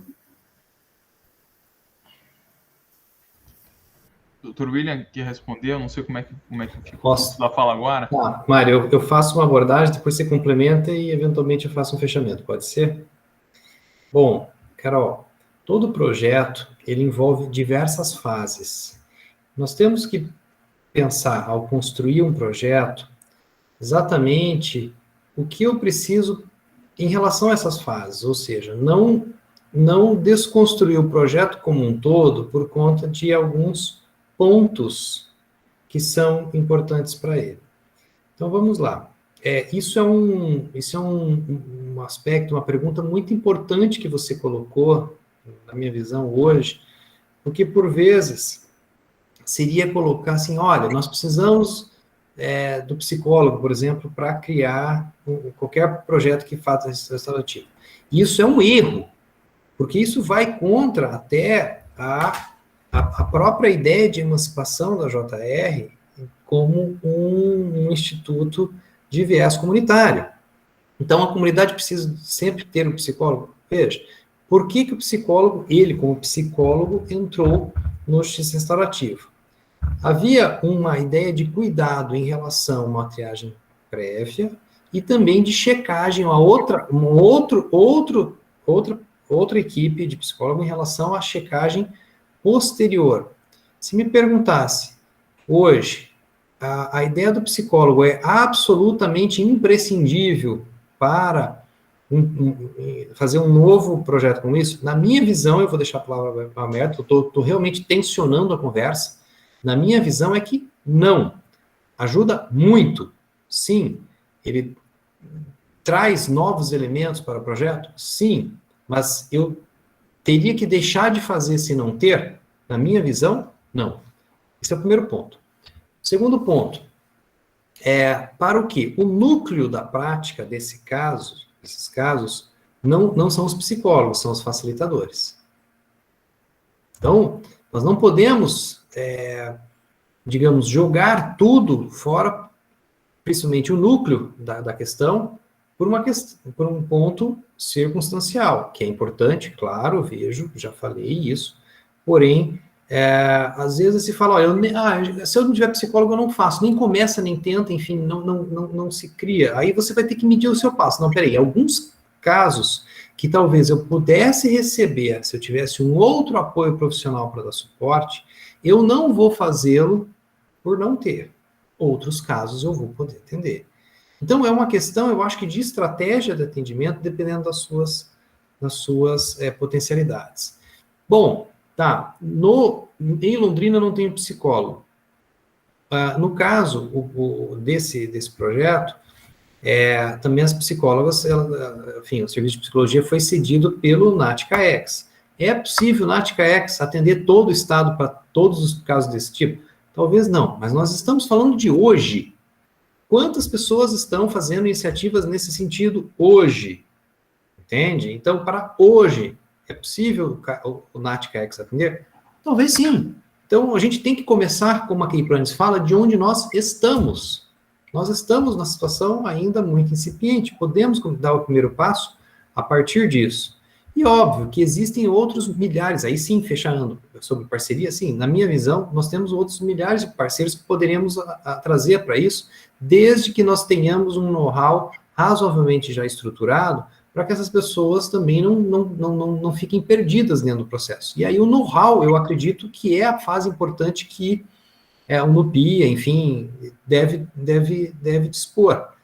Eu acho que a transferência das experiências, que é o que nós estamos, por exemplo, tentando fazer um pouco agora, e fizemos outras vezes, eu acho que é um marco fundamental. Olha, tenho aqui uma potencialidade da faculdade ajudar com o serviço de psicologia. Só que eles não têm nem ideia do que está acontecendo. Então, aí que entra, eu acho que a instituição, no sentido de dar suporte para que eles sejam contextualizados, possam compreender os sistemas, inclusive fazendo uma atividade em conjunta conosco no início, mas depois eles possam tocar isso com perna própria, entende? Então, a gente dá o start, lembra da questão do planejamento estratégico do NUPIA, né? Colaboração é essa fase inicial, mas depois a emancipação, entende? E não paternalismo. Então, na minha visão, Carol, estrategicamente é isso. Identificar primeiro o núcleo, depois, qual a necessidade e relevância das questões adjacentes, verificar os potenciais parceiros e as necessidades de know-how, e aí sim você construir algo direcionado para cada uma dessas necessidades. Mário? Vou só tocar num ponto específico para fazer a palavra circular. Carol, eu acredito que a realização das práticas restaurativas, ela deva ser o máximo possível incentivada, fomentada fora do Ministério Público, fora desse âmbito mais formalista, fora desse âmbito mais prescritivo, fora desse âmbito mais normativo. Embora a gente esteja querendo fazer uma transformação interna, a gente corre o risco também, eu acredito que eu ainda não vi a palestra, mas eu acredito que a professora Cristina tenha falado isso ontem, da questão da apropriação da justiça restaurativa pelos sistemas de justiça. Eu sei porque a Cris sempre toca nesse ponto que é bastante sensível. E o que acontece? O Ministério Público, na nossa visão aqui, pelo menos da maneira com a qual a gente estruturou o planejamento estratégico do NUPIA, ele deve ter primeiro um papel de fomento, né?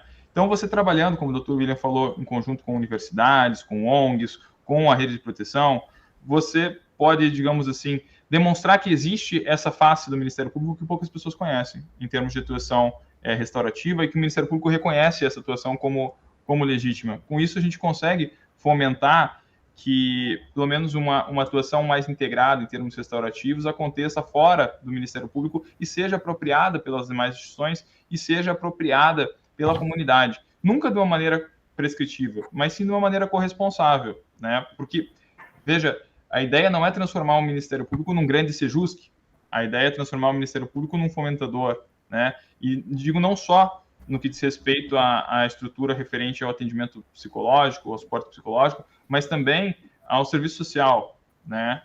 Também a pedagogia. A justiça restaurativa é transdisciplinar. Tem vários outros saberes dos quais a gente pode beber, né? E a gente vai fazer isso, ou potencializar essa justiça restaurativa, não olhando só para dentro de casa, mas olhando também para fora de casa. Então, eu acredito que eu pelo menos iria mais nessa perspectiva de criar redes, né? Não só por ter um suporte específico para o projeto que eu tenho na minha promotoria, mas porque com isso a gente consegue dar vida própria às ações. A comunidade vai se apropriando, as instituições vão se apropriando e deixa de ser algo circunstancial, deixa de ser algo pessoalizado, deixa de ser o projeto da Carol, o projeto do Dr. Eduardo, o projeto do Mário, o projeto do Marcelo, da Cecília, da Nicole, do Vinícius, e passa a ser algo incorporado, naturalizado na nossa prática. Então, é nisso que eu acredito. Eu devolvo a palavra, Carol. Pela ordem aqui, acho que é Dr. Matini e depois o Marcelo. Oi, eu sei que no final o pessoal vai fazer os agradecimentos, mas eu quero já parabenizar o Dr. William, o Mário, pela exposição excelente aí, é muito bom a gente ouvir isso e a gente se anima, né? Tem ideias. E dentro do que o Dr. William falou, tá, da Constituição, eu acho importante também a gente lembrar que o Ministério Público tem que estar mobilizado contra a PEC 05, porque ele tem liberdade de atuar né, nos moldes atuais, mas pelo que você quer fazer com essa PEC, é uma forma de meio que controlar o Ministério Público, né, colocar alguém de fora aqui no Ministério Público. Então, acho importante a gente estar mobilizado. Outra questão, algo que tem incomodado a gente um pouco aí, é que houve a revogação do artigo 65 da Lei das Contravenções Penais, que é a perturbação da tranquilidade, né? Então, todo o problema que tinha lá, a vítima ia lá, tinha um vizinho, só tem ela de testemunho, de vítima, a gente fazia lá a transação, etc. Agora, com a revogação dessa perturbação da tranquilidade pela criação da lei do stalking, né, o artigo 147-A, a perturbação do sossego, para comprovar, tem que ter normalmente umas 3 vítimas. A gente fala um número indeterminado de pessoas, mas a gente põe assim 3 vítimas. E é difícil o pessoal conseguir arrolar essas pessoas, né? E o que acaba acontecendo? A gente é obrigado a arquivar. Então, a minha ideia é o seguinte, dentro do que foi dito aí, dessa possibilidade de a gente recorrer a outros órgãos, porque se a gente for começar, a gente pode começar pequenininho e tal, em poucos casos, mas Londrina é uma cidade grande, então são muitos casos desses. Então, eu pensei da gente tentar recorrer a esses outros órgãos, que foi dito aí, a universidade, Londrina é rica nisso, né? Tem muitas universidades, outros órgãos, para a gente fazer uma espécie de porque esses casos são arquivados e fica assim, e as pessoas ficam lá brigando. A gente não vai querer prevenir tudo quanto é confusão na cidade, mas nesses casos, a pessoa procura a justiça e não tem uma resposta, né? Porque o legislador foi lá e simplesmente revogou o artigo 65. Aí a gente olha e fala, que legal, menos casos para a justiça. Só que, na realidade, está deixando desassistida muitas pessoas. A gente acha que no juizado a gente é acostumado com esse tipo de situação. Então, tem pessoas que sofrem com aquilo, né? Vira um transtorno. Então, eu acharia legal, acho que até a promotoria, a 20ª promotoria, que é do meio ambiente, teria interesse, inclusive, nisso, porque acaba refletindo, né, quando nos casos maiores, bares, etc. Nós estamos com um problema aqui em Londrina, da Rua Paranaguá, que muitos prédios, virou um problema para a cidade inteira isso, Câmara de Vereadores, tem os bares lá e perturbam os moradores, uma região central, mais antiga de Londrina, mas de muita gente, e está difícil de resolver, porque são muitos bares próximos uns dos outros. Então, eu só coloco essa questão para ver o que vocês acham aí, tentar fazer alguma coisa nessa área. Marcelo, é a palavra com você, querido, agora. Quero parabenizar, né, o doutor Eduardo, Carol, Vinícius, pela coragem, pela iniciativa, né? E queria também, já que a Carol mostra para nós quem foi e é o Vinícius, né? Que pudesse, então, convidar o Vinícius para nos dizer o que ele visualiza, né? Que ele tinha e tem como atitudes internas dele, que favoreceu com que ele pudesse ter essa atitude, né? De forma pioneira, acreditar que o Ministério Público poderia ter outra participação dentro das audiências, né? E também queria convidar a Carol para ela nos falar se ela teve algum tipo de visualização do que a justiça restaurativa poderia fazer de melhoria nos ambientes de trabalho, se teve algum tipo de experiência nesse sentido e pudesse compartilhar conosco. Com respeito a essa questão que o doutor Eduardo coloca, né? Quero dizer que, quando eu entrei no Ministério Público, trabalhei uns 4 meses de DRH na época, e depois fui trabalhar nos juizados especiais criminais aqui em Curitiba, né? Estou lotado até hoje lá, mas hoje com uma atuação bastante reduzida. Mas eu sempre me questionei, doutor Eduardo, até onde e até quando cabe uma tutela do Estado às questões das pessoas. O que vamos tutelar, por quê? E qual é o nosso poder real de atuação ou seja, aquilo que a gente vai se comprometer com a comunidade, que nós podemos fazer pela comunidade. Quanto mais o Estado tutelar as pessoas, mais as pessoas vão se acostumar com a ideia de que o Estado está aí para resolver ou ajudar elas a resolver questões delas. Até onde cabe isso? Quais são os limites disso? Essas questões, quanto mais eu trabalhei nos juizados especiais criminais, mais me incomodaram. E eu nunca encontrei interlocutores interessados em dialogar sobre isso. De forma que essas questões eu sempre tive que conviver com elas sozinho. Também nunca vi promotores de diferentes comarcas do estado do Paraná se reunindo para conversar e dialogar de forma aprofundada sobre essas questões. É só isso que eu gostaria de falar nesse momento e devolvo a palavra a vocês três, Vinícius, Carolina e Eduardo.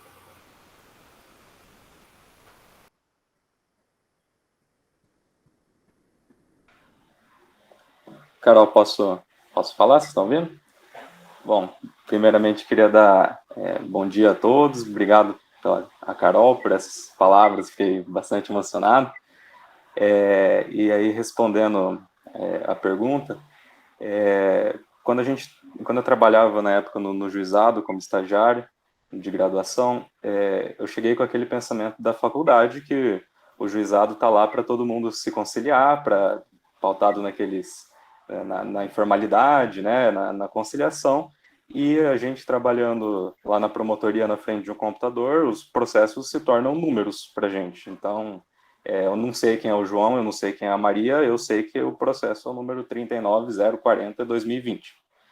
E eu questionei um dia a Carol, falei, olha, a gente está aqui no juizado e eu nunca vi um termo de audiência em que aconteceu conciliação. Por que isso está acontecendo? Não foi isso que eu aprendi na faculdade. O que acontece aqui? E a gente não sabia, a gente estava no escuro, a gente não entendeu por que não estava acontecendo isso. Então eu sugeri, na época era a doutora Solange Vicentinha, promotora na segunda promotoria, e eu perguntei, doutora, eu posso descer, acompanhar as audiências, posso ver o que está acontecendo, auxiliar se for necessário? E ela concordou, ela achou legal a ideia, e aí eu fui descobrir o que está acontecendo.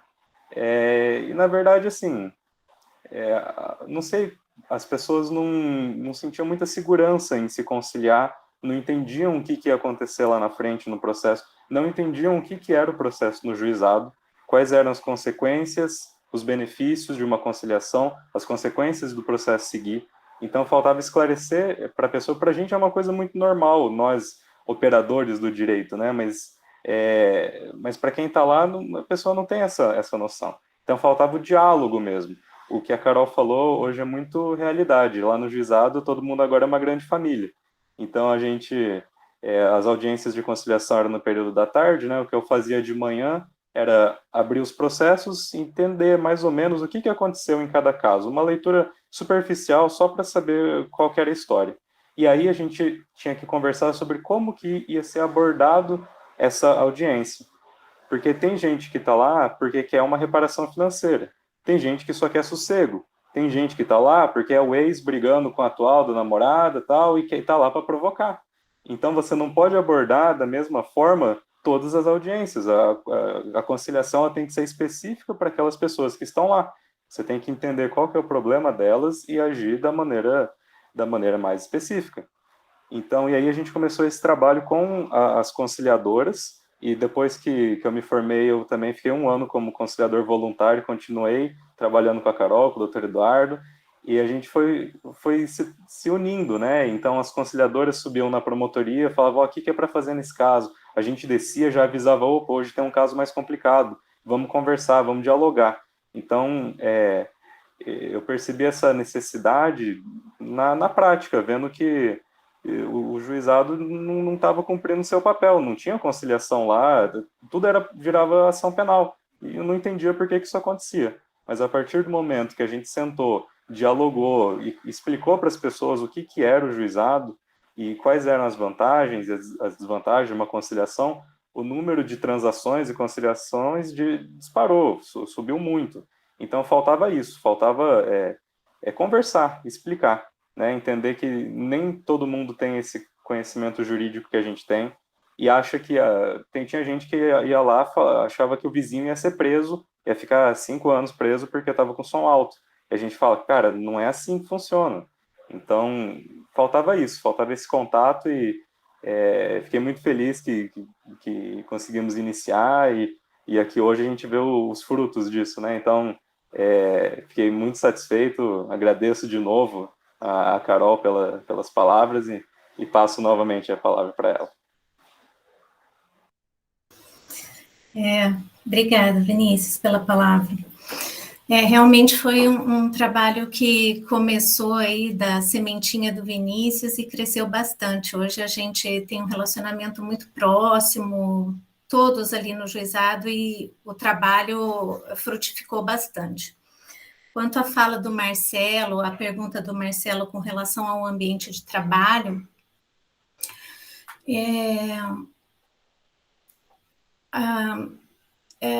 depois que eu fiz a formação, né, que foi em 2019, até na mesma turma que o Dr. William, veio muito essa questão do nosso ambiente dentro do Ministério Público, né, da ausência de diálogo. A gente já está inserido dentro de um ambiente muito formal, né, pela própria natureza da instituição. E, aliado a isso, a gente tem uma hierarquia muito forte e o diálogo não flui, né? E isso eu tenho percebido que traz um distanciamento, uma ausência de sentimento de pertencimento, muitas vezes um desânimo, né, nas equipes, nas pessoas que integram as equipes. E aí nós, dentro da 12ª, o doutor Eduardo gostou da ideia, e então nós começamos a fazer os círculos de diálogo com a equipe de trabalho da 12ª. Isso trouxe uma união e um sentimento de parceria, sabe? Lá na 12ª a gente tem muito isso. O Luiz, que é o outro assessor, para mim é um irmão, assim, a gente, um cobre o outro em tudo, a gente palpa toda obra um para o outro, assim, a gente é muito parceiro, eu e o Luiz. E esse sentimento de você ter mais do que um companheiro de trabalho, um companheiro de vida, isso para mim não tem preço, gente. Saber que você pode contar com aquela pessoa em todos os momentos, você não está bem naquele dia, poder falar isso para aquele companheiro de trabalho, isso é muito valoroso. E a gente, muitas vezes, não tem isso. Então, a gente desenvolvendo isso na 12ª, veio também no meu coração o desejo de levar isso para outras equipes, para outros colegas dentro do Ministério Público.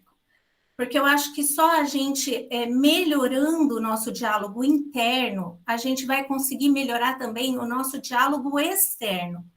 Eu acho que a gente precisa se fortalecer internamente para que a gente, enquanto instituição, possa também se apresentar forte externamente. Eu, Carolina, isso agora falo por mim, tenho uma percepção de que nos últimos tempos o Ministério Público se distanciou demais da sociedade. Tenho, assim, para mim, um sentimento de que a gente meio que se colocou num patamar meio distante, sabe? E eu não acredito que seja assim que nós devemos nos posicionar, e não acredito que seja assim que a Constituição nos coloca. No artigo 3º, não é isso que se espera da gente. Nós fomos criados para trabalhar em favor da sociedade, em conjunto com a sociedade. Então, como que você se coloca num patamar distante de quem você vai trabalhar em conjunto? Não consigo entender isso. Então, assim, dentro dessa perspectiva de melhorar diálogo interno, se fortalecer, para então melhorar nosso diálogo externo, a gente está com a ideia de começar a fazer os círculos com os colegas, né, de Londrina. Até a Carol vai integrar, a Carol Perozin vai integrar também essa frente de trabalho aí revolucionária. E muito em breve nós vamos estar mandando os convites aí para os colegas. Se Deus quiser, a gente vai ter uma boa receptividade. Acho que é isso, queridos. Alguém quer assumir a palavra agora? Mais alguma pergunta? Só vou fazer o comentário de que é isso mesmo, a gente pretende ampliar, né, essa ideia da justiça restaurativa aqui na comarca. Estamos juntas aí, né, Carol? Nos próximos dias a gente vamos começar. Pronto, doutor, pode falar, a palavra é sua, doutor. Dentro aqui do que o Antônio Marcelo falou, realmente... Bom, deixa eu falar primeiro aqui nós temos um grupo de WhatsApp no Paraná, que é bem legal, os promotores de juizado. Então, lá a gente debate bem as questões. É muito bom. Na realidade, a gente deveria ter feito antes isso, né? Mas é bem legal esse grupo. Agora, essa questão seguinte realmente o direito penal ele tem que punir aquilo que é mais grave, né? O pessoal do direito sabe aí do princípio. Mas no juizado, que atua em crimes de menor potencial ofensivo, para aquelas pessoas, esses crimes são muito importantes. Aquele problema para eles lá, do vizinho, é complicado. Então, precisa ter alguém que vai tentar resolver. Porque o cível não resolve. Alguns casos, sim. Mas ele não resolve tudo no criminal. As pessoas nem vão, às vezes, no cível, né? Então, talvez se criasse um outro subsistema aí, né? Mas o juizado especial criminal, ele é muito importante. Apesar do pessoal dentro do meio achar, não vai preso, tem transação. Então, o pessoal acha que o legal só é prisão de 10 anos, 5 anos. Então, mas a gente que está ali, a gente vê a importância, casos... Então, é muito interessante. Mas isso que o Antônio Marcelo falou é o seguinte, a gente deveria ter mais prioridade, porque a gente é obrigado, às vezes, a cumprir o que está na lei, né? Mas, dentro disso, tem uma série de possibilidades que a gente pode fazer uma triagem. Eu passo a palavra para quem estiver interessado aí. Mais alguém? Gente, quer fazer pergunta?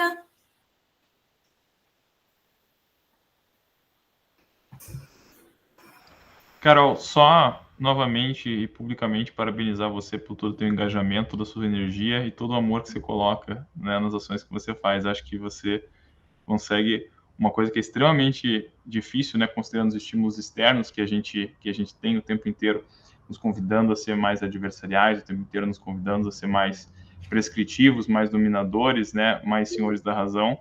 Você traz esse acolhimento, essa energia positiva, e isso é realmente muito contagiante, né? Acho que é uma grande referência aí de Londrina para poder disseminar a justiça restaurativa no Ministério Público, né? Conheci o Vinícius hoje, até comentei aqui com a Carol, falei, poxa, Carol, como é que você não apresentou o Vinícius antes para a gente? Podia ser seu super parceirão aí de círculos e tal. Então, ele apareceu hoje aqui, viu? Apareceu hoje. Legal. Então, parabenizar novamente o doutor Eduardo, Vinícius, Carol. Acho que essa postura respeitosa, mas ao mesmo tempo entrona que a gente tem aqui, realmente faz, acho que as coisas acontecerem. Então, meus parabéns e minha admiração aos três.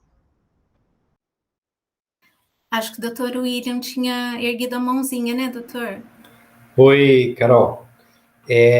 Eu, enfim, também parabenizando e agradecendo o convite. Como nós estamos na Semana Internacional de Justiça Restaurativa e esse evento está dentro desse movimento, eu gostaria também de propor que, assim, a gente também faça essa alusão à semana, que eu acho que isso vai ficar de alguma maneira como um marco histórico. A gente não sabe exatamente hoje, mas daqui a 5, 10 anos a gente passa, eu fiz parte daquela coisa lá, enfim, como uma maneira também de nos identificarmos perante os nossos pares e potenciais parceiros, né? Falei, por exemplo, que uma das diretrizes do NUPIA é a troca de conhecimentos, de experiências entre diversas instituições, tanto jurídicas quanto não jurídicas, é a diretriz 4. E esse movimento agora está acontecendo isso, né, pessoas de vários lugares. Então, sei lá, enfim, a minha proposta é que a gente convide os participantes a abrirem as câmeras e a gente faça aquele movimento, o gesto do movimento que diz, que significa eu contenho a sua violência e acolho você. É isso. Então, eu só vou pedir para alguém fazer o print screen, para eu não perder. Mas, deixa eu pôr aqui. Eu contenho a tua violência e acolho você. Eu acho que esse é o significado da justiça restaurativa. Eu vou pedir para isso aí. Diga lá, Mari. Ok? Então, vamos lá. Então, muito obrigado e devolvo a palavra. Acho que a Márcia quer colaborar com a gente. A palavra é sua, Márcia. O Mário, na hora que você for tirar a foto, fala assim, ó, sorria. Eu tirei ali, por isso que inclusive que eu não estava fazendo o gesto. Eu tirei a foto quando vocês estavam, ficou bem bonita a foto. Não, eu brinquei, você tem que falar sorria.